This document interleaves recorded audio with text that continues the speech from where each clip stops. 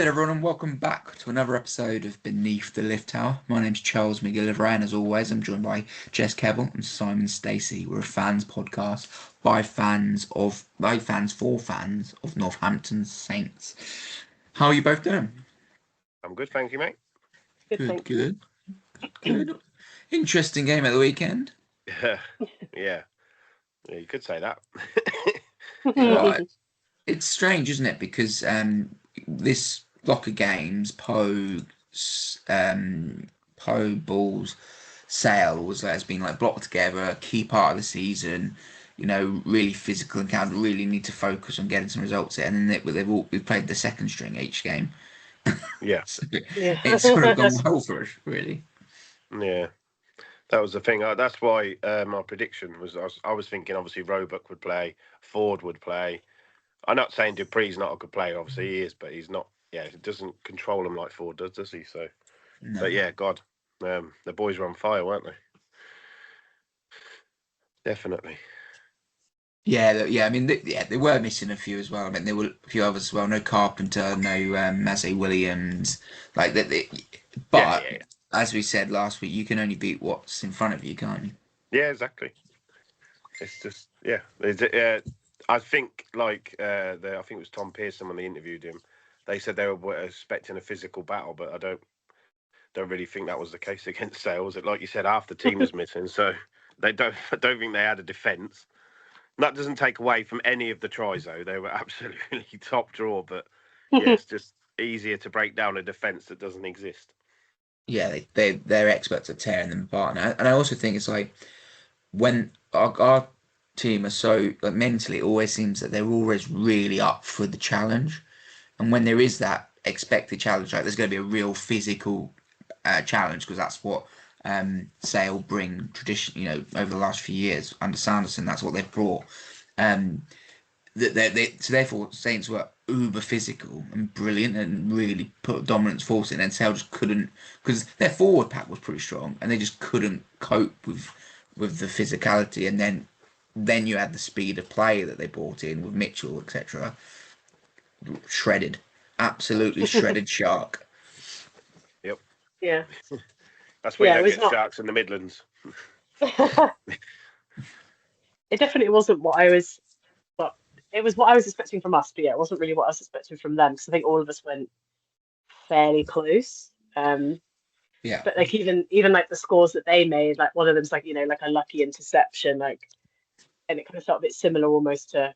I mean, I know Ball's only scored one try, but it kind of felt, I don't know, like theirs were a bit more kind of like lucky, opportune moments, and ours were quite well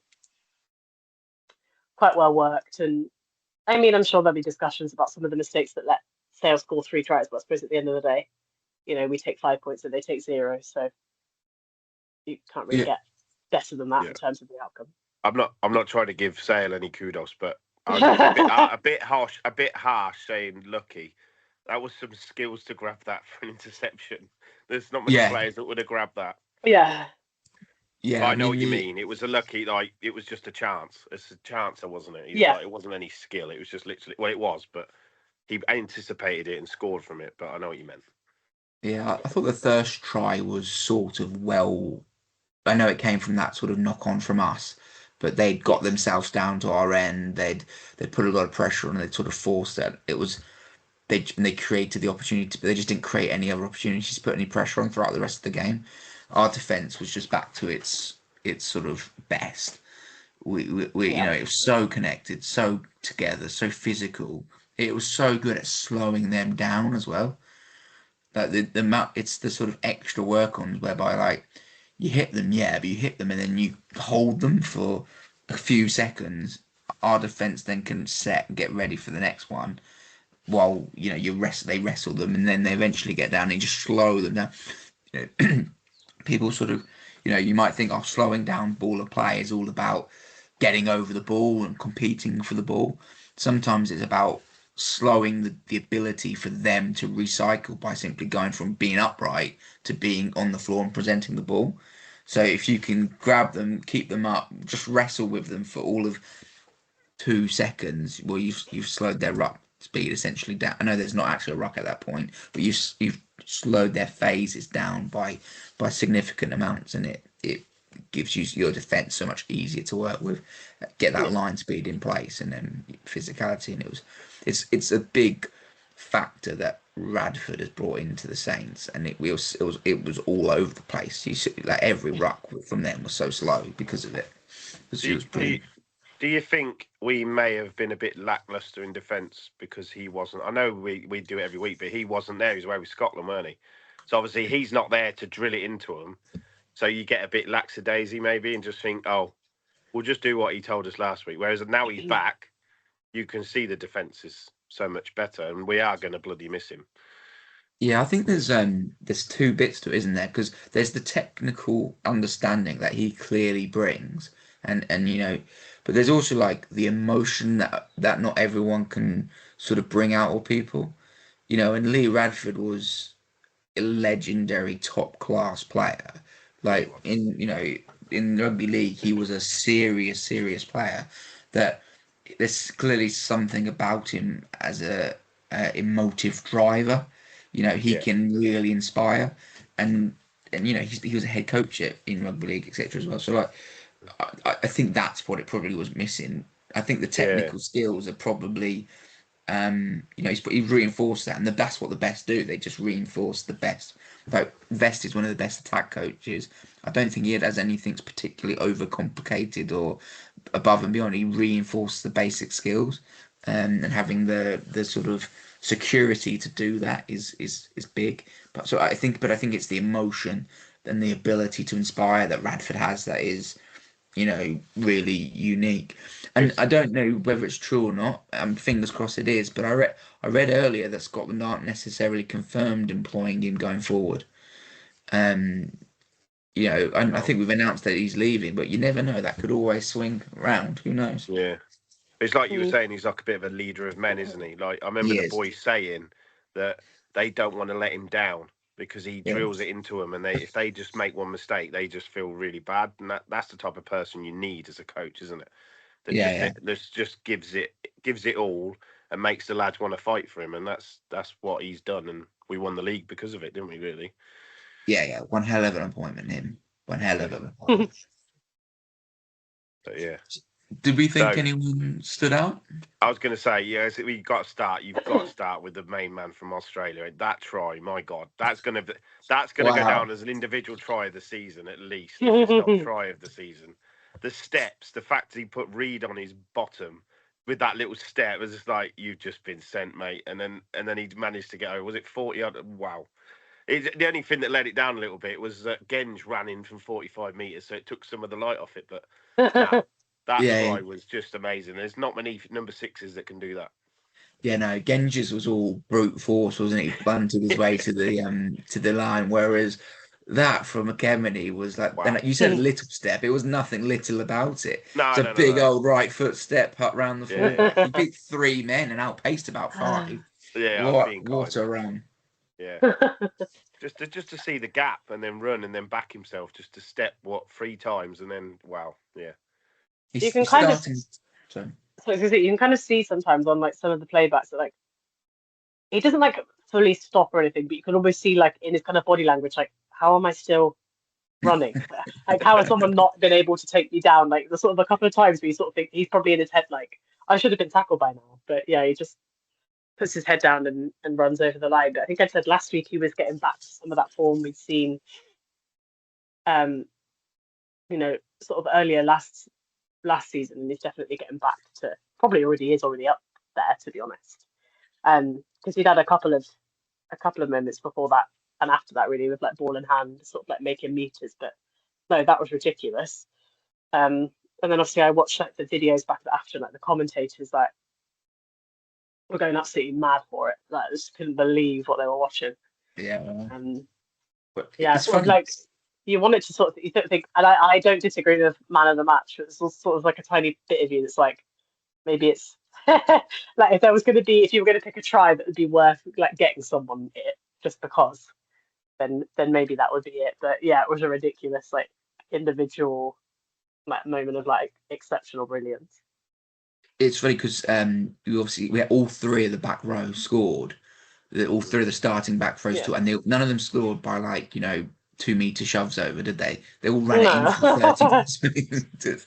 I It, well, yeah. I mean, we can always trust that Pollock's going to do that, right? He has just got like pace to burn. Like we kind of know that about him anyway. And like Hendy's set up like one of the easiest runners they'll ever have. So yeah, fair play. But yeah, it was great to see all of them. Yeah, 6, 7, I, and 8 axes like get on the board. I thought they were outstanding as a unit. I thought Yep. I think and Chick's a great player, really valuable. He's been outstanding this season, but I think it's unquestionable that the strongest back row is that three because they just have between the three of them everything you could Yeah. possibly want. They cover every skill set you could possibly want in a back row. Between the three of them, they've got it in heaps. Um, yeah, it's going to be hard to break into that three now that it's sort of had a couple of games together. I think. Yeah. Yeah, and they also obviously with Kemeny and Pearson in for the line out, isn't it? Because obviously you're not lifting JJ, so it just adds to that. You lift Pollock as well, but Yeah, yeah, yeah. it's Kevin is world class in the lineup. Like yeah, his Yeah. athleticism is sometimes how high they get him up there is insane. Like he gets outrageously high, and his ability to rotate and move in the air to be able to get that perfect offload to anywhere he decides, whilst he's 8 foot up, sort of thing. Like his feet are 8 foot up half the time. Like so, and the ability to drop the ball and move in the air. Because I thought our lineup was pretty special in terms of you just had a long time since you've just been really reliant, really go, oh, we'll win the line out, really confident in it, and it's because he makes it work. He's exceptional, and he it must have also. taken 90% of the ball, but he makes it work. I was going to say it also probably helps that Wright's had a massive run of games, hasn't he? So like Yeah, it's Hooker throwing in the line out. You need the consistency, and if he's been playing week in week out, which he has, you're going to hit your man every day, aren't you? So that's helped having him at hooker. I I mean, no, yeah, I was gonna say it's not even just that, like it's not just like the run of games you've had. Like I've been like I said it before, like mega impressed with them.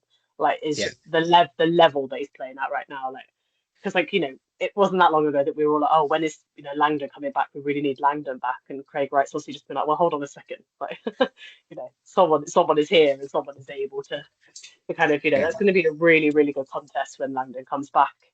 Um, which is just yeah, great in terms of like the future of like the options that you have because before Curtis's injury we were sort of talking about that he's going to push himself into the England squad. yeah. I fully agree. I have nothing but praise for Craig Wright. I think he's been excellent the last 2 games. Some of these runs he's starting to bring in as well when he's running over players, and he's Yeah. also got the pace if given an opportunity, and the break he put down one side and then set Todoro down the line as well. Perfect. Like just absolutely nailed it. He's a class act. Like I'm not.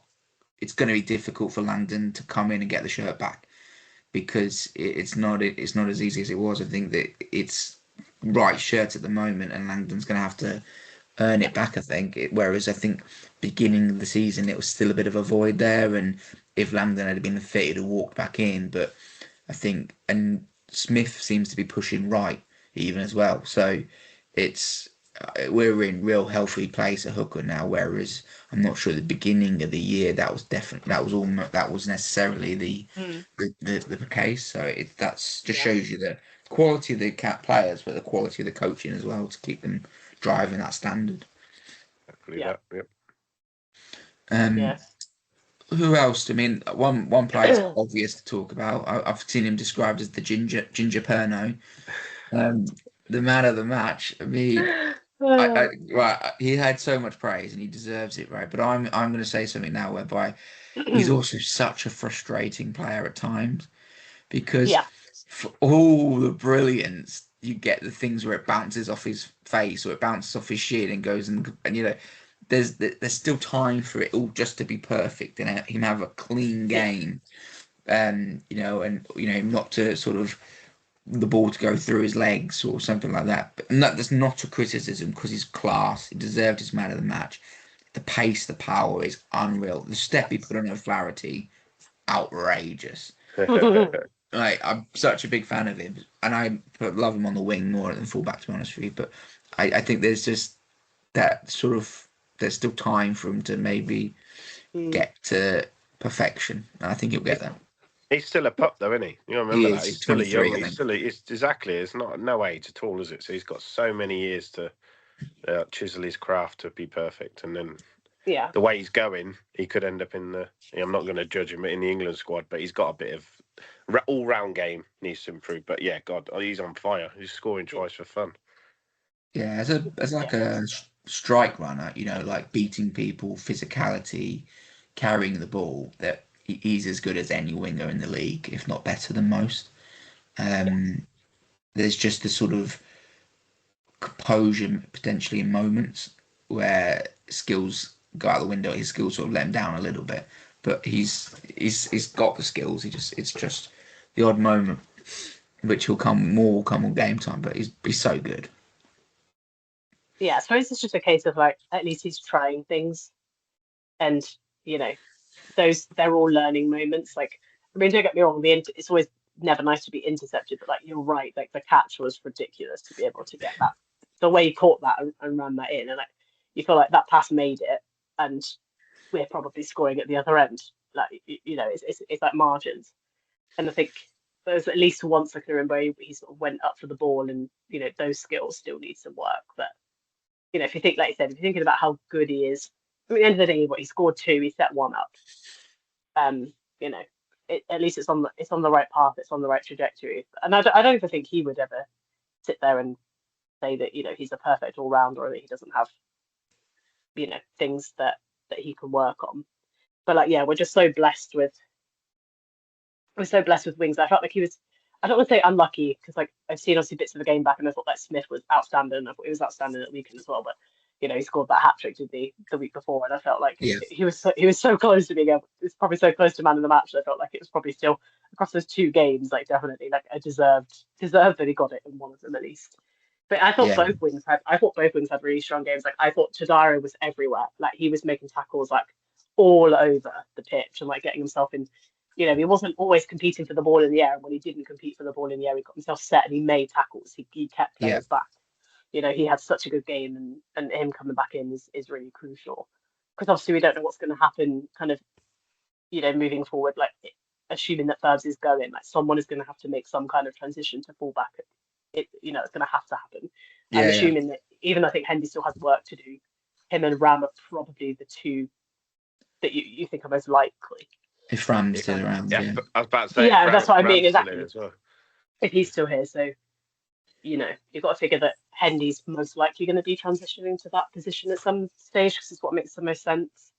But then you know that's also positive because, like you said, you've got like Freeman, Ollie, Tadaro, you know, all of them pulling for those shirts. That actually probably having Hendy chucked in there as well just makes it sort of a bit of a nightmare. So it probably does help a little bit. But yeah, yeah. I Well, mean, his pace and power and his ability to break the line is unreal. yeah, Like so, yeah, and then I agree with Todoro was his ability to step and beat people is just some of the steps he did through that game, just beating one-on-ones is it's just world class really. So yeah, yeah, we're so stacked, it's ridiculous because you think.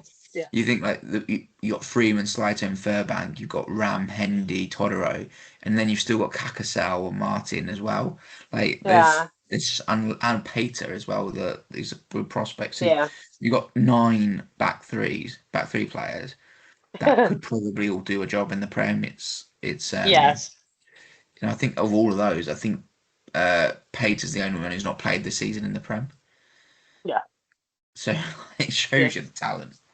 Yeah, exactly. Yeah. I mean, to be honest, it's kind of hard to kind of think of someone that it's another game. I think it was probably the best performance of the 3 weeks. I felt like we're definitely improving, but definitely going in the right direction. Like this one felt like a bit more of a complete performance than some of the others, where we definitely had like stretches where things weren't quite coming off or they weren't quite working. But it's like I've seen a couple of people say online, like you know, we're very much like a momentum team, and so kind of getting to have those games, those consistent games, is definitely really useful. But yeah, I just felt like the performances were really good, like all over the place. Like I mean, even Pollock, like obviously the try was like a walk in, but he set one up as well with a really lovely pass. He was all over the place, Yeah. chucking himself into everything, like kind of exactly what you want. But and I think the scrum didn't quite function as well when we made changes, but it was pretty dominant. When we had 1, 2, 3 on, it was going really well. I thought Manny had a really really good game scrum wise. So yeah, it's all trending in the right direction, which is needed because obviously next week we've got this week we've got a really difficult. That's a really difficult test.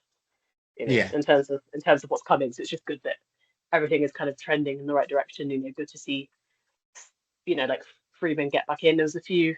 I think there's potentially going to be a few like injury niggles that are around and about. So I don't know what's kind of going to happen as the week goes on. But yeah, I just think it was a really really good all round performance. And not that I thought we were going to be bad. It's just like in terms of like the scoreline, I just felt like it was a lot better than I was like expecting it to be. So that's definitely a Brucey bonus for the weekend.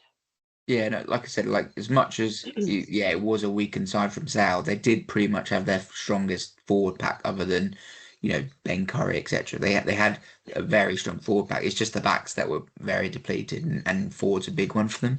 But Yeah.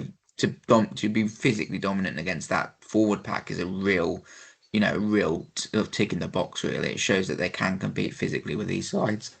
The other player that I thought, well, there's a couple of other players I want to just name before we move on, but um, first and foremost, Alex Coles. That man's just a freak. Like, for me, he was man of the match. He was everywhere, diving on balls that were splitting out. He was kicking balls through, physically dominant, making breaks. There aren't second rows in the world that play like Alex Coles. Just outrageous. He's man of the match almost every week for me because if players don't do everything like he does, he's outrageous. Mm-hmm. He's Yeah. yeah.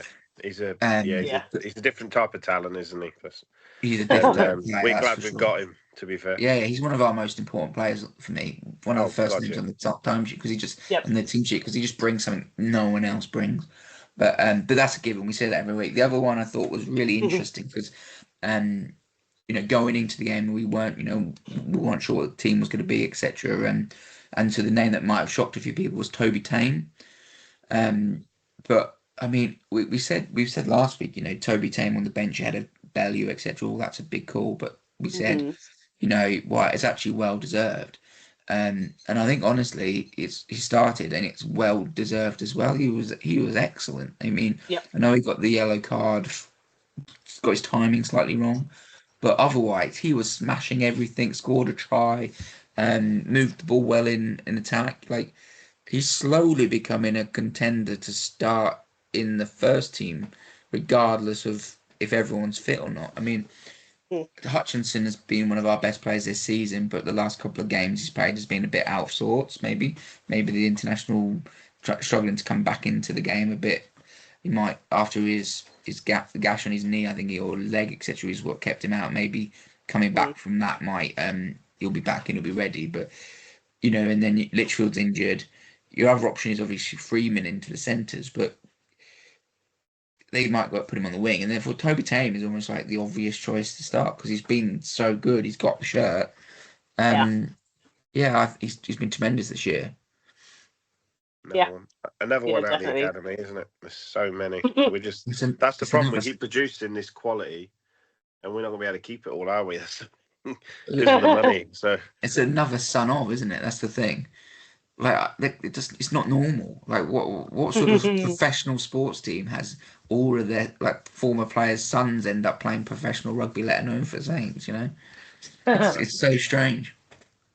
I suppose it does just show you like kind of like the obviously the way we do things right now is like really strong on the academy, but I suppose it does just kind of tell you like the kind of vibe and the atmosphere of the club that like these parents are obviously telling their kids as well like I loved it there, or it may even for a lot of the cases just that they're staying in the area, and so it becomes like the natural club that your kids are going to try out for.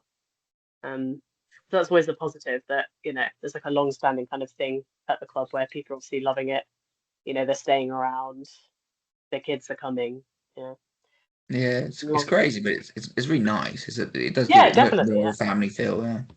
The thing is, I 100%. hope there's not anybody trying to poach Hoppers off us, by the way, because you hear all the other coaches have signed new contracts, but that man seems to be producing and producing. So surely you make sure he's tied down to a long contract as well. Yeah, whatever Yeah. the processes and structures we've built into our pathways, you'd imagine every single club in the country would want that. Hoppers, Yeah. and it's Aidan who works in the community, isn't it? Yeah. I mean, we have got to say as well, though, that like obviously we've mentioned like Radisson, we've mentioned Vesti, but like we keep talking about the line out and how well it's functioning. So we've got to mention James Craig. That's there's obviously Yeah, something that he's doing right at the moment because, like like you said, we can put all the praise on the players, and I'm not saying it's not like obviously I'm not saying it's not like you've got like Coles and Kemeny working in your line out. Like it's going to be functioning well, but it's obviously extremely well drilled and extremely well coached. and the Mall defense as well. Like that was excellent. Yeah, We drove them back a number of times. So, like you say, you got to yeah, credit James Craig. yeah. Colsey, swam up the middle a couple of times. JJ got himself through the middle a couple of times. Which I mean, come on, of course JJ's going to like good luck trying to stop him pushing his way through you. So yeah, it just feels like a really well kind of balanced team generally. Like you mentioned like the 6, 7, and 8 that we've had the past couple of weeks feels really well balanced between them. I feel like Coles and JJ both offer like such different things that they work out really well together. Um, whichever kind of front three you have seem to be working really well together. So yeah, it just feels like we've kind of we've got good enough talent in so many different ways that you can put these groups together. And I mean, like you said, like the 6, 7, and 8, like all of them are so different from each other.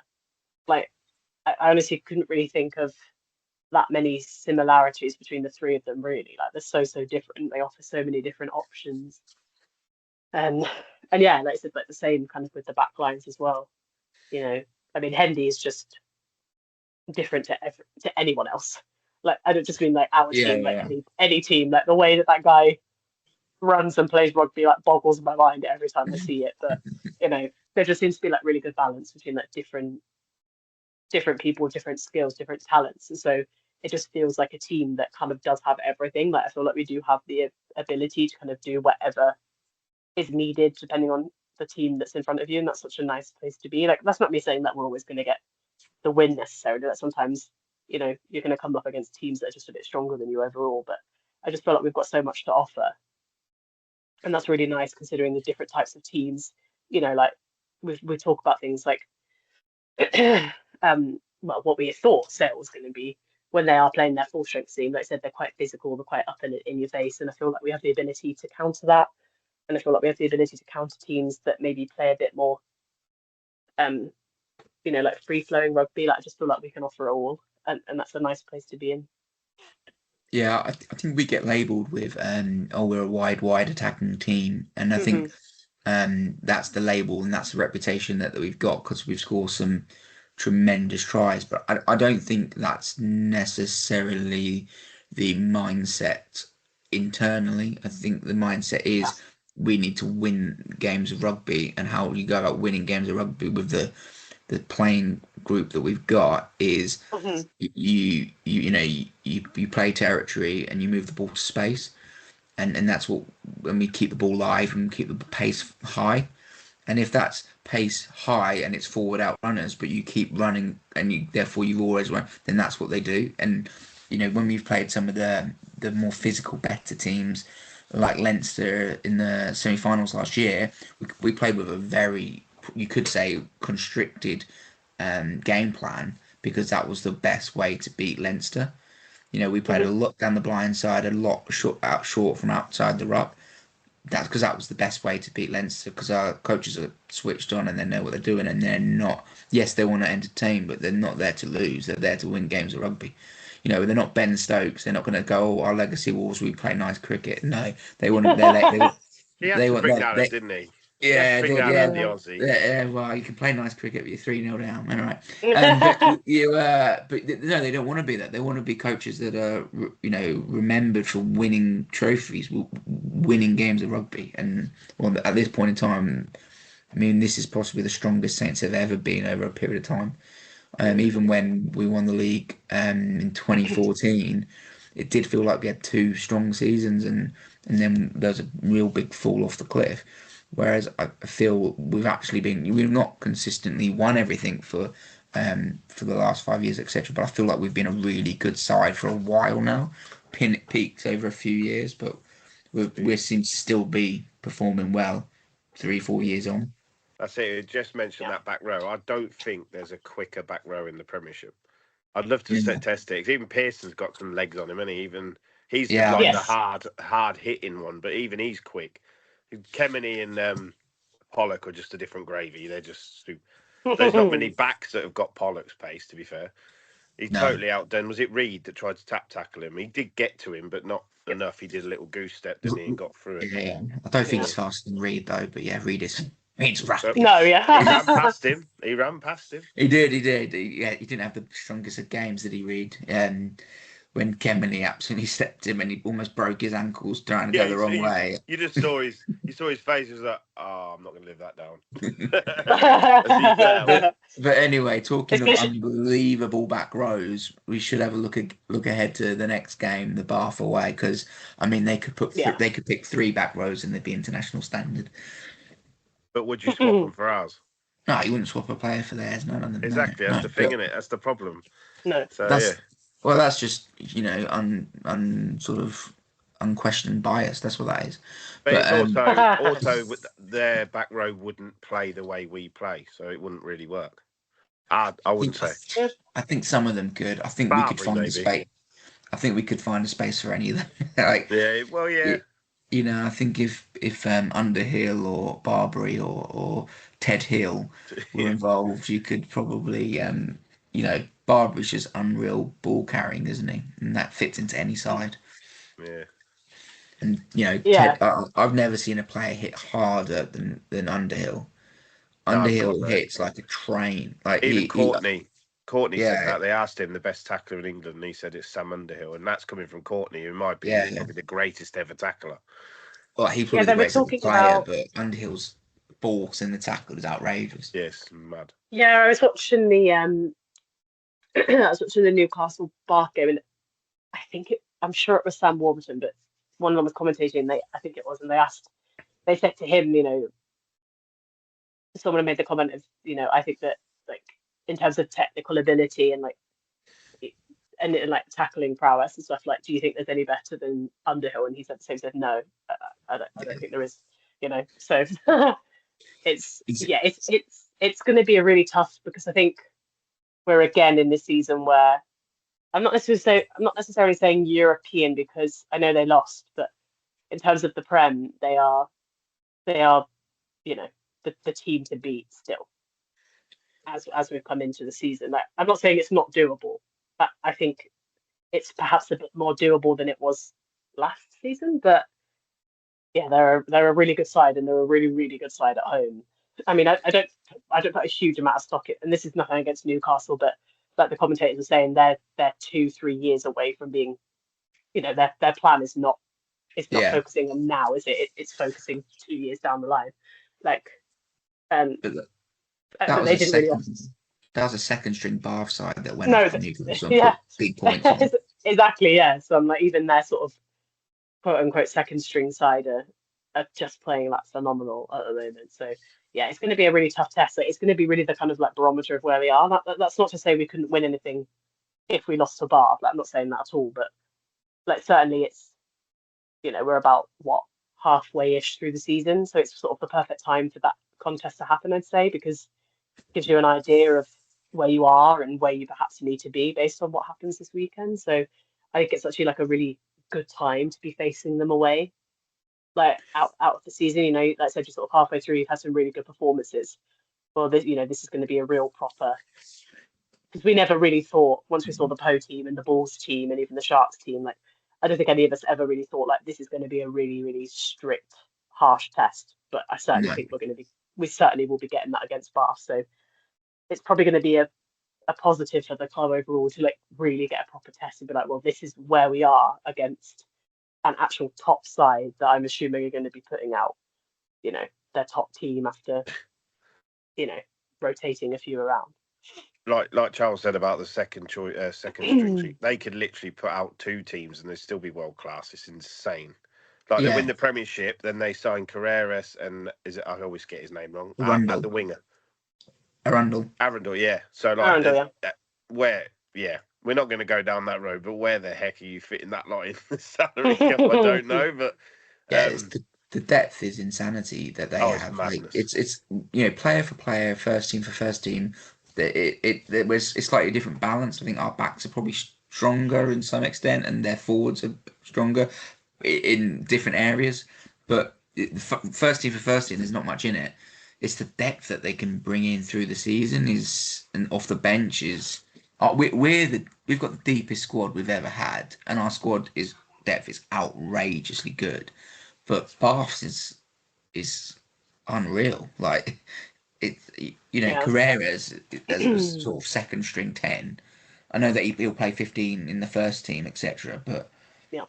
he's world class, and it's not even their best 10. I think it's going to be yeah, it's going to be a really really important game for Mitch and Smith to be like on it. Like Yeah, I mean, Mitch is the England 9, so and I think this is nothing against Spencer. I think he's an incredible player, but I think Mitch is still a level above, even though Spencer is still I think deservedly like the second 9 for England. Like I still think that. So yeah, I think the Smith Russell thing is going to be really really interesting. I think I'm not even necessarily saying that Smith has to be better than Russell necessarily. He just needs to be on his game. Like we need to see the thing we've seen for the past couple of weeks, um, to give us the best shot. And I also thought like over the weekend, I thought he was incredible. Like, his ball carrying, like, he's. It sounds really silly because you think, oh, they're playing rugby, so of course they're going to like run with the ball. But I think he's a really brave player. Smith, like in terms of just like he will just throw himself into a massive group of people and try and smash his way through. And definitely. it's not something that you it's not something that you love to see because you're like, Finn, what are you doing? Please don't hurt yourself. But like, it's also not something that you necessarily see super, super often. And so I think it's like a real USP that's a really like positive thing for him. But yeah, if we can get him to play how he's been playing the past couple of weeks, and then Mitch just being Mitch, like, that's the foundation that we've got to build from. Like, we need those two to be absolutely on it, and then I think the rest of the team, if they can meet that level, then we've got a shot. I don't know. I don't know if I'm going to put like a percentage on it necessarily. Like, would I still say that with the favourites will win necessarily going to do it? No, but I suppose you want to give yourself the best shot. But at the same time as well, you've also got to be thinking like losing bonus points. You need to try and keep it close at the very least. So yeah, it's going to be a really stern test, but yeah, perhaps a good one for this stage of the season.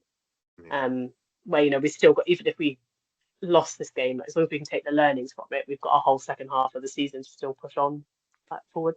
It's the toughest game of the season because it's Yeah. away against the best team. Yeah, yeah. Like, so it's the toughest game of the season, and they've got to play a certain way to beat Bath.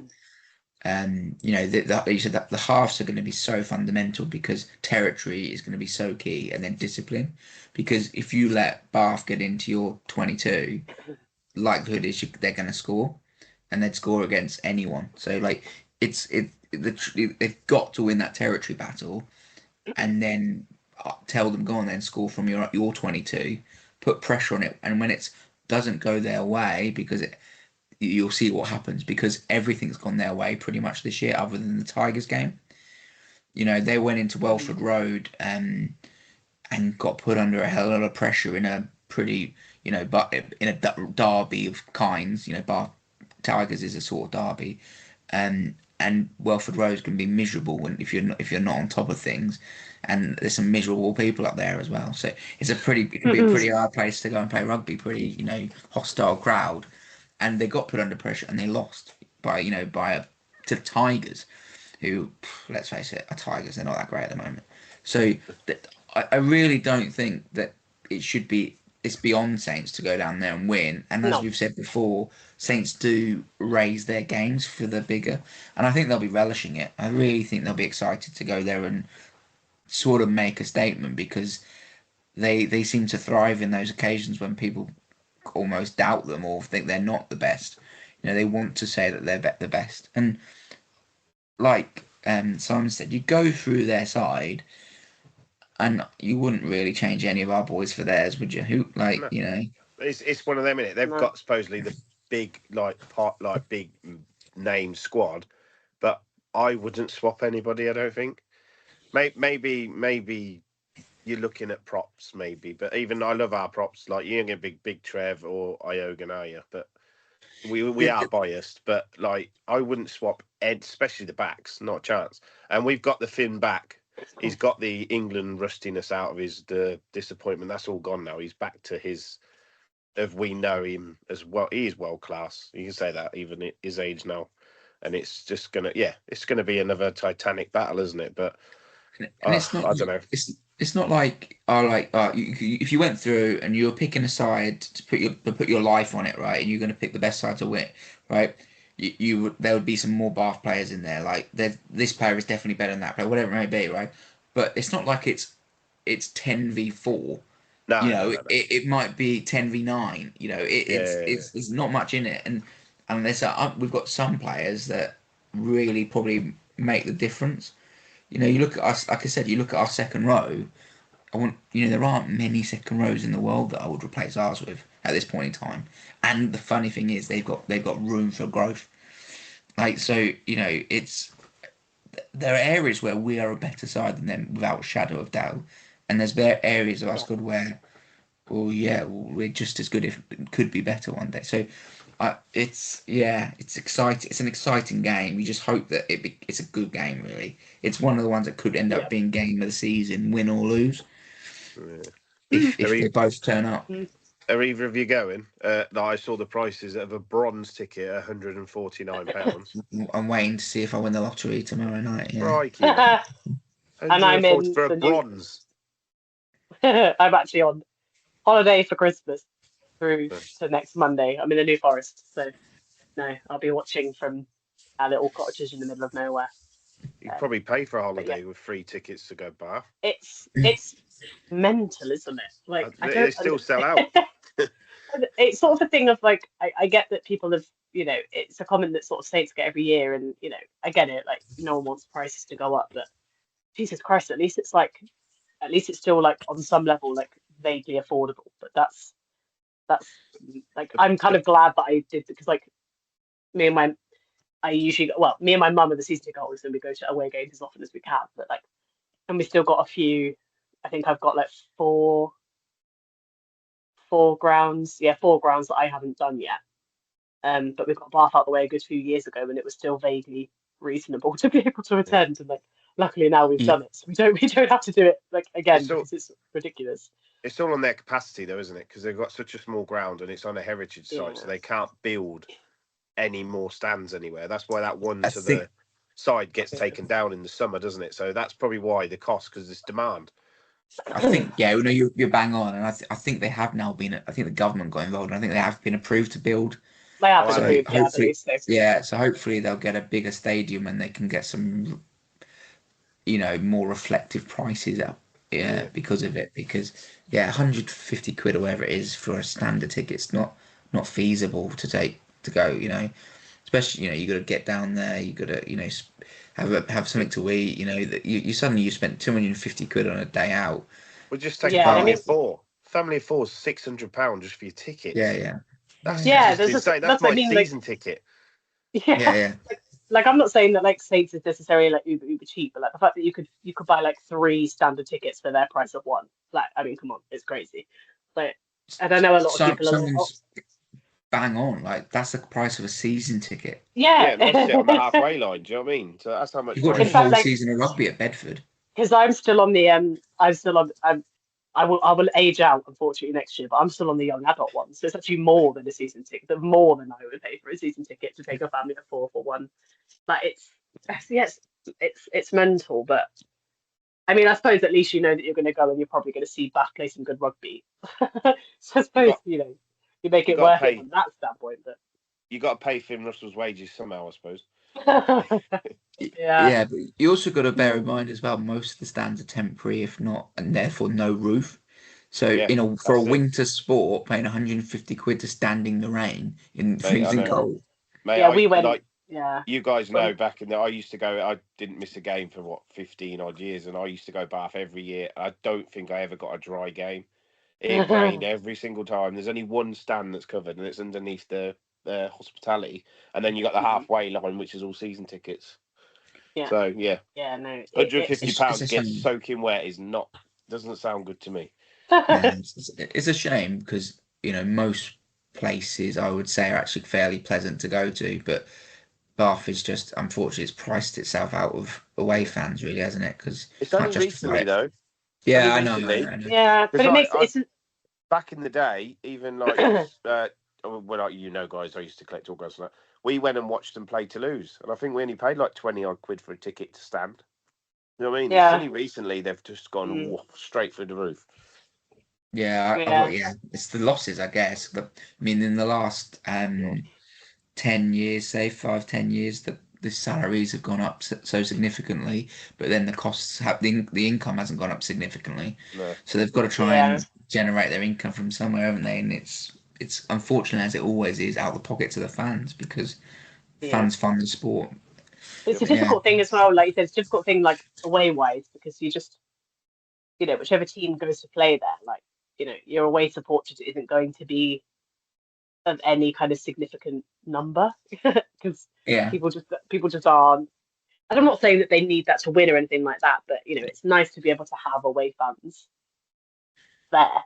Like I remember when we didn't win the game, but I remember when I went to see us versus Exeter a few years back, and it was when Exeter were really struggling with attendance, and I reckon the crowd was like 50-50.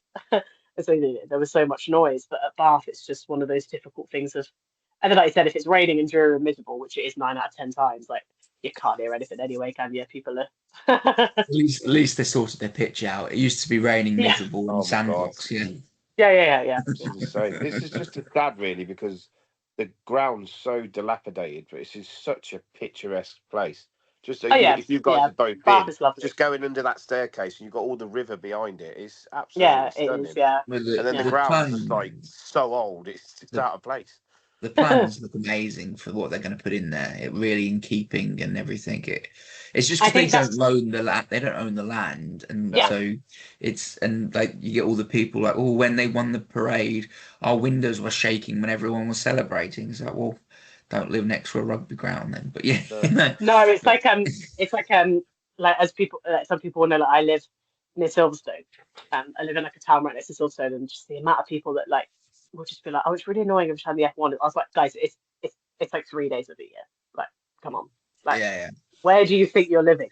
Like, What and do you I, think funds the economy in the area? yeah, I'm literally like, how many people they employ over that 3 week, like, all the It's extra kind insane. of Yeah. staff and things and stuff, and don't get me wrong, it's loud, but like I love it. Like, I don't leave my house for 3 days because like don't want to get into like any kind of traffic jams around where I live. But I remember a few years back when Hamilton last won there, like he won and the cheer was so loud we heard it from our house. Like it's amazing. Like, but yeah, it's like sometimes people move to the area and they sort of complain about it, and I'm like, well, what do you think Silverstone is? Like, Exactly. it's Yeah. it's Well, it's famous just for having an F1 track. Like, what do you mean? it's the same as Twickenham, isn't it? Like they're Yeah, they're the residents of Twickenham are in danger of Twickenham selling up and moving to the Midlands, I think, because they're restricting them so much on what they're able to do with that stadium. yeah, Preventing them doing concerts, whatever, like and complain like they had to scale back the sevens because people were getting too drunk and misusing gardens, etc., etc. But like that ground's been there over 100 years, hasn't it? So Mm. yeah. it's always going to be there. When you buy a house in Twickenham, expect match days to be busy. But Yeah, exactly. Yeah. how can that stadium operate 10 times a year and expect to make money for the RFU? They lost Yeah. so many concerts that they wanted to host and make You fortune out, which would go into rugby, but they have you not can't because the seen? residents won't let them. I was gonna say, have you not seen the price of tickets? That's how they make their money, mate. Now it's the Mhm. same, a bit like Bath. Like they're Yeah, pricing well they families out to go and watch internationals at yeah, Well, Twickenham. that's but the like funny thing, though. So I went to see the England and Fiji game, and our tickets were 90 quid. I was like, I went to go and see a bloody international for cheaper than you'd go to see Bath versus. Yeah, Like, but yeah. Again, I'm not belittling Fiji. You shouldn't be paying £90 to see England play Fiji. Oh, it was a my wicked game. opinion. It was such a good Oh game. no! Not taking away from the I was rugby. like, Fiji are no, that's amazing. what I mean, I though. mean is, But I'm like, yeah. like back in the day when I used to go to Wicked, it was like 50, 60 quid to go and watch Australia, New Zealand. Yeah, I mean, yeah. I mean, back in the day, I'm Crazy. not that old, Charles. Don't. Yeah, but don't. no, that inflation is a thing though. So like when I was Yeah, younger, but it used to be 3 quid to go to the cinema. yeah, but Like I don't the mean that prices Yeah. long are ago. higher. I'm only talking 10 years ago. Yeah, 10 years ago. Like, what's the price? The price of everything. Price of everything last year was half the price. Like, Yeah. the prices have gone up all around the but, place. but, I think but 90 weirdly, quid to watch an international game of rugby is good value, yeah, really. I thought that was really good value. Like, because I remember like it didn't sell out that one, and everyone was complaining like, oh, it's too much money. I said, but you fork out double that to go watch them versus New Zealand the week after, because those prices would like double in some of the areas of the stadium. I was like, I think 90 Yeah. quid's a really good value to go But, and watch an but international. that's the thing. Twickenham should be getting, the NFL games. It should be getting big concerts. It should be doing all of those Mm. things. But But it's the Wembley, isn't it? Getting them residents. Well, they're losing out to Tottenham now, aren't they? A lot as well. and But the Tottenham, yeah. Well, they've residents got just a aren't pitch. letting them do it. So They've got a pitch the ready underneath the ground, so it's ready made. Yeah. Yeah, Yeah. but the RFU, I think it won't be long before they go, well, sod this, sell it up, build something in Milton Keynes, and they'll make twice as much money every year. But Yeah. My only problem is though is the final when you've hit the Premiership final. I think I paid 40 quid and 20 quid for the lad. That was it, and that was Bath against Saints, two of the best sides in the country. So if you can do that for the Premiership final, why is it 180 quid to watch England and New Zealand? You know what I Yeah. mean? should we to do an Adam Smith lecture on supply and demand, or Yeah, but it's sold out. It's still sold out. yeah, but it didn't sell out. That's why they're charging that, isn't it? I suppose like if they knew they were going to sell out England and New Zealand, so it's like we know it, so we can charge Yeah. it. If tickets It's were just 90 quid, they annoying. wouldn't sell out, would they? Because I people know, I go for get it. their It's just annoying because it prices families out now, mate. You can't take 4 people to watch an international game because Yeah, no, it you is need to crazy. take a blooming credit card out. I'm not defending it. I'm award. It's just yeah. No, like the problem is it's yeah, they sell out. They're gonna pitch Yeah, it at the number that sells them out. So they could, if they charge 90 quid a ticket for the Prem final, it'd be a quarter full. yeah, Only I the know. season ticket holders would go. I totally get. I'd get it. I Yeah. know price and I Yeah. know price demand and all that, but it's just annoying. It is annoying. Tell me Yeah, about it. yeah, Yeah. yeah. Anyway, let's just last one on Bath, and we'll get to some predictions. But yeah, I think they've had a week off. They'll be properly gone. Does it depend on who's had too much turkey, who's more up for it, or how important is Um, this game? I think it just depends. Like I think it really highlights how we're two different teams. Like them having a week off, like means that their first team will be up for it. Whereas I think, ironically, like the fact that we didn't have a week off means that we will also be up for it, if that makes sense. Like just the way that the different teams play. Like I really do think we're such a momentum side that we actually need to play together, get a bit more kind of comfortable, which I think we saw in kind of the first 2 European fixtures after the Premier Rugby Cup break, after the PRC break. Like we weren't quite on it, like, and it's gotten better and better since. And so I think that actually benefits us. Whereas maybe that's not always the same for some teams. Maybe some teams do need to kind of, sometimes they do actually need to kind of have a rest and rotation break and they come back fresh. Whereas we seem to work best the opposite. So yeah, it'd be interesting kind of how it works. But I don't think I'd ever be able to say like which team would be more up for it or not. Like, Bath are at home, they want to win at home, and then,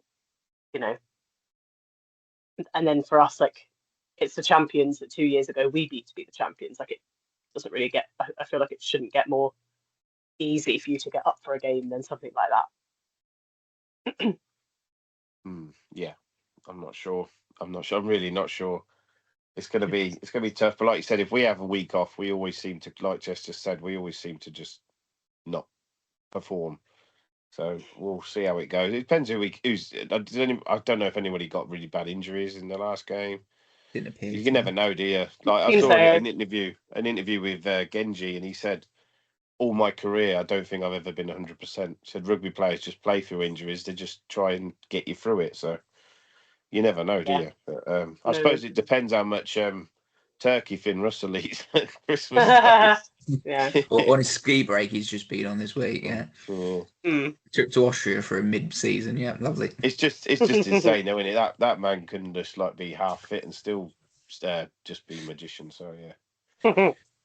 Yeah, I think I think we do go there with a bit of a point to prove, a bit of a chip on our Yeah. shoulder. You Yeah. know, Bath are champions elect almost again. I don't think our boys will feel that's right.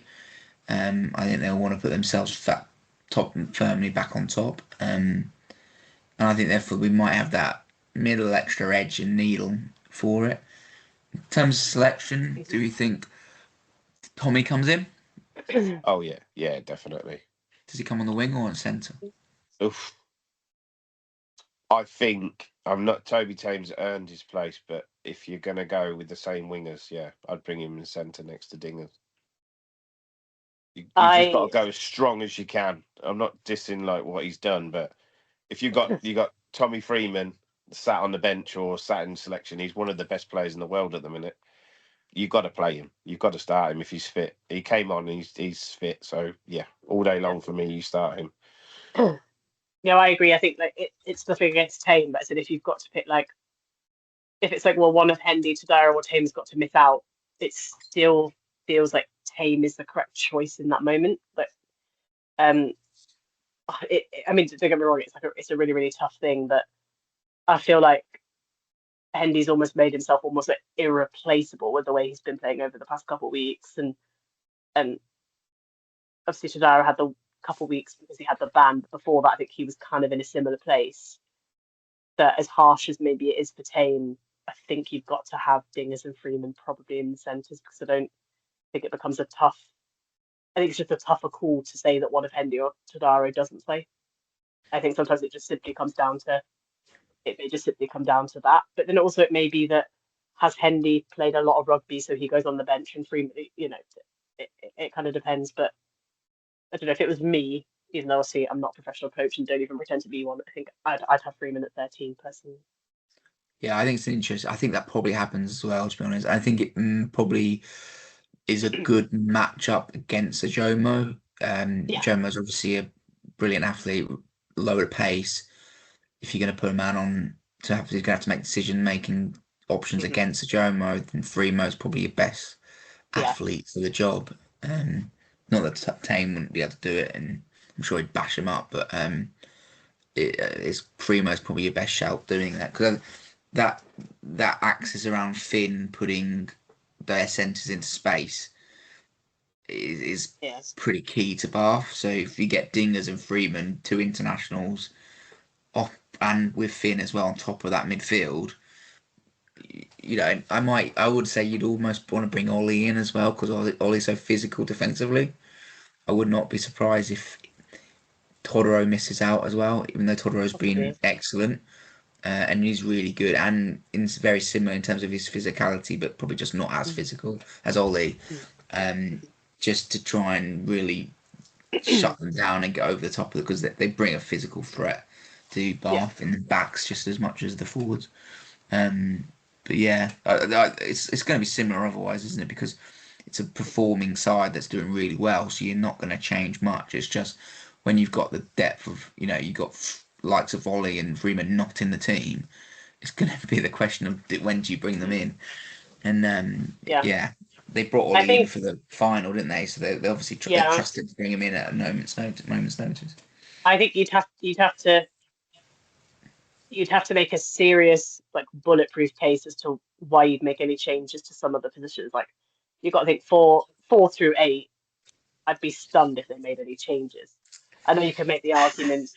I know you could make the argument that you could have Pollock on the bench. I still just wouldn't. Just because of the way, that, like you said, that axis has been working together. But sometimes it is just about man. It's also we always seem to forget as well as like fans, like not just us, but like anybody seems to also forget that like rotation just does have to be a natural part of like squad management. So I suppose there's a potential. I just feel like they've been together, they played together twice, and the 6, 7, 8 have started there twice. I just think they're probably due a third turn just to see, if they can keep it up. But Yeah, yeah, that's the otherwise, I really feel like outside of like I said, maybe Ollie and definitely Fremo, I would be really hesitant to change anything else. To be honest with you. Yeah, no, agree. I mean, Hutchinson as well might come into play if he's back. Yeah. The thing is, it's one of those ones where like I always get like feel it strange when you see people saying, "Oh, why aren't they playing X?" You know, and it's like a really good young player, or whatever. But then you think, well, because the player isn't playing in their position as a world class player, that's why. Like Yeah, you have to drop someone if you're going to select someone. So like you said there, like I'm not sure the back row. You could really see the value that a player like Chick would bring in against Bath. I was The going to say that. Yeah, this just the physicality and physicality, his strength. Yeah, yeah, durability as well, and like the work, etc. against a side like Bath would add a lot of value, but I can't for the life of me determine who on earth you would think about dropping. the So only the only thing I could probably think of is Pearson as he's absolutely on fire, but he's played so much rugby and he's been absolutely battered, and he still comes through it. So maybe give him a rest. But yeah, again, I wouldn't drop him. But is yeah, they had it's the they it's had thing that is, tough. alternate thing break, is, didn't they? I Sorry. was just saying, you're right about terms of like, that Chick does add value, but then you also have to weigh it up against, Pearson and Pollock are serious workhorses, plus they add Yeah, yeah. something else on top of that. So it's like whoever you pick is going to add value in a certain way. And I think you're right about like Chick's physicality, but you also feel like you can make the argument that like Pearson and Pollock together offer you that plus another thing. So yeah, it is such a difficult kind of thing that actually we're kind of lucky that there's in quite a few positions who's like, well, if we can't play this person adds a lot of value. So they are in a good, but it's difficult because you're right. Like Pearson probably has played quite a decent chunk of rugby, but then at the same time, the way he's been playing, he's also just it's not just like tackles and turnovers. He's also been scoring. He's been getting himself involved all over the place. That you have a question of like, do they deserve to necessarily be dropped? So, yeah, it's a hard, They've, it's a hard one. he's played a lot of rugby, but don't forget that they had that spell with the PRC where he didn't play, etc. No, Yeah, that's He exactly. had So the rest, and he'll rest during the Six Nation period as well when the PRC yeah, comes back. yeah, exactly, yeah. So and yeah. I get. that's not that I far don't away, mean is it. it? So I don't Yeah, mean it in that way. I just mean that he's had so much. Like he's been You saw his eye, didn't you? So yeah, he's had a lot of like big hits, and he takes a lot of tackles. So maybe just yeah, give him just put him on the bench and just swap him for Chick. Maybe yeah. I don't Well, know. It's tough because I Chick for me would is the leader, isn't he? He literally joined the club and he captained the side straight away. So like it's the experience as well. It's a tough one. I if wouldn't you want were to have gonna Dowson's if you were job. gonna bring him in, um, Chick, I think you would go bomb squad mentality, and Pollock would come off the bench. Yeah, Because Pollock's impact in a game. So you go with a mindset of this game, play a certain way, make sure we maintain territory, make sure that we take our points when they're available, so that half an hour to go, you can unleash a very strong bench and take the game to another level. And mhm. hope that they can't keep with you. Problem is trying to do a bomb squad against Bath is what's the point because they've got the same thing. So, yeah. like you Yeah, you yeah, unleash your momentum, they unleash theirs. So I'm not sure it yeah, quite works in the same manner, but that would be the only thought whether Chick would come in. I don't think they would. I don't think Kemeny and Pearson would be the changes, but maybe not. I don't know. But yeah, it's interesting. So should we get to some predictions? Easy for you to say. Um, Yeah. uh, you've been on the sherry a bit early. Yeah, who's going first? Who's Jess this week. okay? Um. Oh God. I think it's gonna be close. I mean, I know we said that last week, but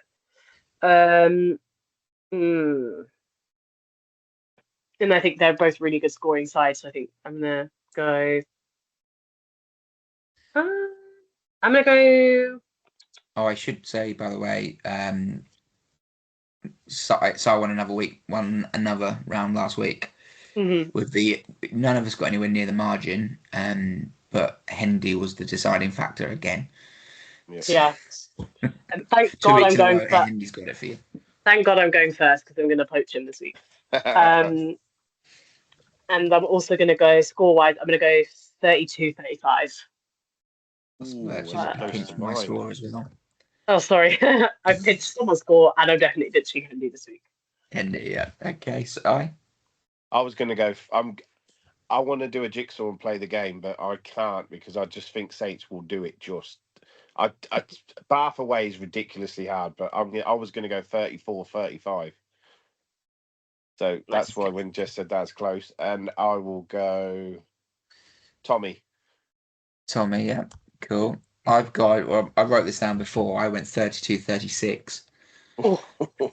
And I think, to be fair, we're all within the margin almost. It has to be like above 7, or so you two aren't. I'm a bit higher basically, but Yeah. we're all very close. In the It's same, yeah. likely if one of us gets the margin, we all get it. And to try scorer could be really key. How are we going to score against Bath? It's a really interesting thought, and I think it's possibly going to be on the getting down their winning territory and shipping it one out from the real physical stuff. And therefore, I'm going to go with Kemeny. He ain't going to do Kemeny. that 2 weeks in a row, mate.